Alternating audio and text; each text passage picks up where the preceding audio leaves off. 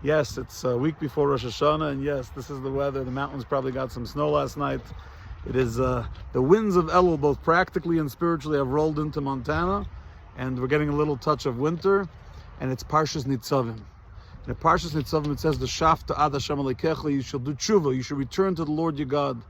There's a machloikis, there's an argument in the commentaries, the Mefarshim, the Smak, and the Mechas Chinuch, and others. They argue about whether the mitzvah of tshuva is an actual one of the 613 commandments of the Torah, or it's something in its own unique category that you do should you transgress or not fulfill one of the 613 mitzvahs. And as the Rebbe analyzed this conversation, this argument between the commentaries, he explained it as follows.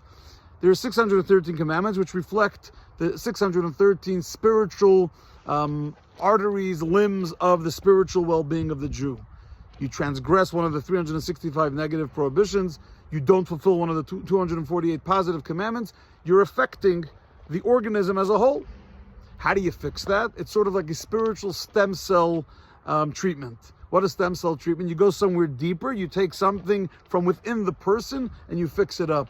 In the case of tshuva, you dig into a part of the person's soul, the etzem hanefesh, the essence, which is so deep that it has the ability to break through, to reveal something deeper, and thus heal the entire organism, including the parts that were soiled or injured or abused by the person's sin. And that's the essence of the argument.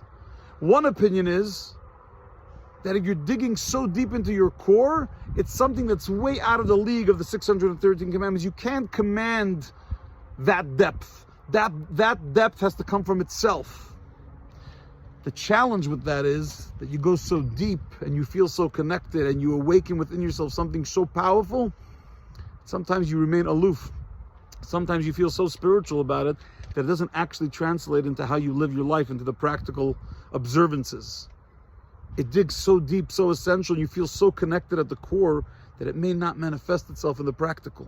And that's why there's the other opinion. They're not really arguing, they're enhancing each other. It has to come from the core, which is not something you can mandate, it's not something you can command, but it has to be like a mitzvah in the sense that it has to permeate the actual, practical, physical life of the Jew and have them change their ways. And so it's really, really incredible that as we get ready for Rosh Hashanah, we learn Nitzavim to remind us that tshuva is not something that someone could beat you over the head and say, do tshuva, or do it this way and then everything will be healed. It has to come from the essence of who you are, and once that's awakened, allowing it to be channeled into the day-to-day. Stay warm, stay safe, stay inspired, and we'll see you back here soon.